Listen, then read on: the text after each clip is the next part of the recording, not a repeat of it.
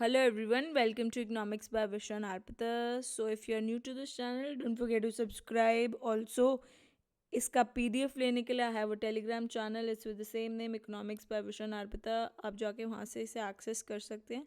So now let's get started with this topic of Marxian theory of economic development. So जो Marxian theory of economic development है that was basically given by Marx in his book. उन्होंने अपनी book में दिया था with the book name Das capital in 1867 के अंदर दिया था.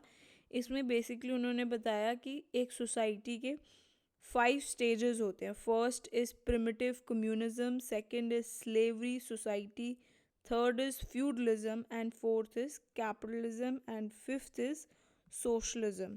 सो अभी जो जिस सोसाइटी की बात करते हैं that is we are in the capitalism society. So जब कैपिटलिज्म का एंड हो जाता है then socialism comes into picture. ठीक है. सो कैपिटलिस्ट सोसाइटी के इन्होंने अजम्पशंस बताए कि दो क्लासेस होती हैं. One is capitalist class, other is labour class. जो कैपिटलिस्ट क्लास होती है they are basically the owners of means of production के ओनर्स होते हैं. और जो लेबर क्लास रहती है दैट इज़ उन्हें वेजेस दिया जाता है and that is subsistence wage दिया जाता है क्योंकि लेबर का अज्यूम किया जाता है कि उसकी सप्लाई जो है उसकी डिमांड से ज़्यादा है. दैट इज़ वाई वेजेस जो उनको दिया जाता है दैट इज़ सबसिस्टेंस वेज. ठीक है. सो जो कैपिटलिस्ट है वो लेबर क्लास को एक्सप्लॉयट करते हैं सो दैट वो और ज़्यादा प्रॉफिट को मैक्सिमाइज कर सकें. So they usually take into account labour को तभी अंदर लेते हैं जब उनकी प्रोडक्टिविटी जो है दैट इज़ मोर देन जो वेजेस वो पे कर रहे हैं. दैट इज़ कि कैपिटलिस्ट को इसलिए बोला जाता है दे एक्सप्लॉइट लेबर. सो जो सरप्लस होता है उनके अकाउंट के अंदर या प्रॉफिट्स जो होते हैं that is based on the exploitation जो वो लेबर की कर रहे हैं.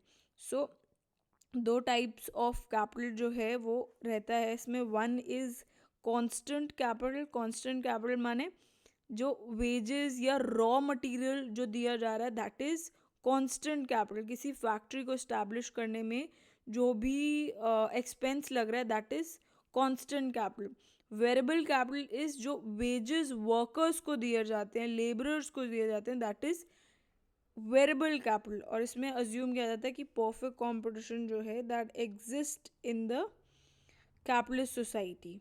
ठीक है. सो अब पढ़ लेते हैं what is the process of economic development कैसा रहता है. सो फर्स्ट के अंदर तो हमारा ग्रोथ होता है कैपिटलिस्ट सोसाइटी का. सो ग्रोथ कैसे होता है दैट इज़ इसमें first will be talking about the different different जो हमारी रेशोज़ हैं. तो रेशोज़ के अंदर अलग अलग components are taken into account. First is the constant capital, second is variable capital and third is surplus capital. जो हमारी कांस्टेंट कैपिटल है that is depicted with small सी.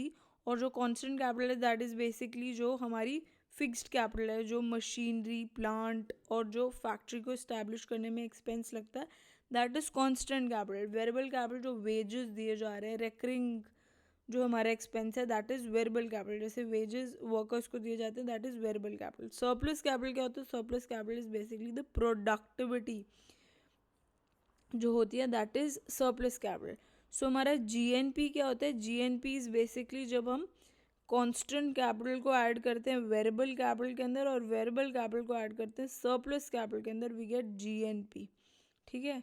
सो जब हम 100 जैसे अगर सरप्लस कैपिटल कैसे निकलता है? सरप्लस कैपिटल इज़ बेसिकली जब हम प्रोडक्टिविटी में से वेज को सब्ट्रैक्ट लेते हैं. सपोज करो आप वर्कर्स को 100 रुपीज़ वेज दे रहे हो, उसकी प्रोडक्टिविटी 100 रुपीज़ की है, तो आपको सरप्लस कितने का होगा? 100 माइनस 50 इज़ 50. तो 50 जो होगा that will be the surplus capital.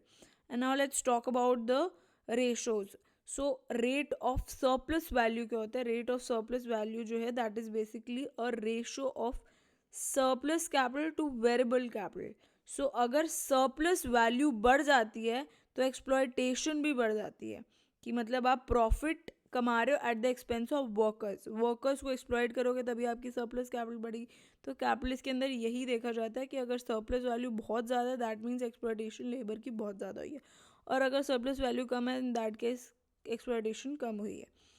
Now let's talk about the rate of profit. Rate of profit is basically जब हम surplus value को divide कर देते हैं total कैपिटल से, और टोटल कैपिटल के अंदर दो कंपोनेंट है, C and V. C is हमारी constant capital and V is variable capital. And third ratio is organic composition of capital. Organic composition of capital जब हम सी को वी से डिवाइड कर देते हैं, C is constant capital which is divided by variable capital, तो हमें organic composition of capital मिलता है. Now let's talk about the disruption of capitalism. Capitalism कब ख़त्म हो जाता है? सो इसके अंदर एज्यूम किया जाता है कि जो भी हमारे कैपिटलिस्ट हैं उनका सिर्फ एक ही दिमाग में मोटो होता है, दैट इज़ प्रॉफिट को मैक्सिमाइज करना है. प्रॉफिट को मैक्सिमाइज करना है. वो कैसे करेंगे?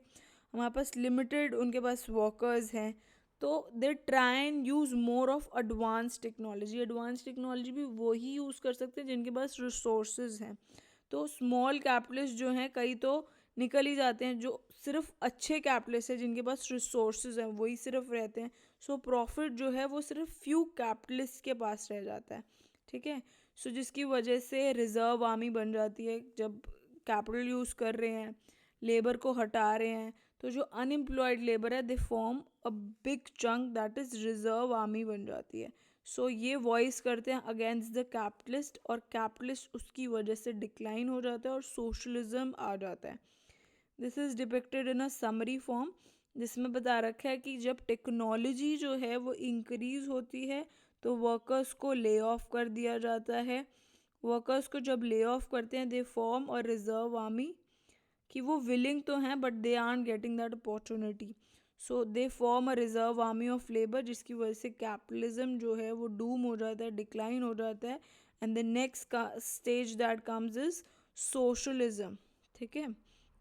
आई होप आपको Marxist theory of economic development अच्छे से समझ में आया होगा. ऑल्सो अगर आपको मेरा काम पसंद आता है तो इन वीडियोज़ को लाइक करें, शेयर करें और सब्सक्राइब करें. Thanks for watching. Bye bye.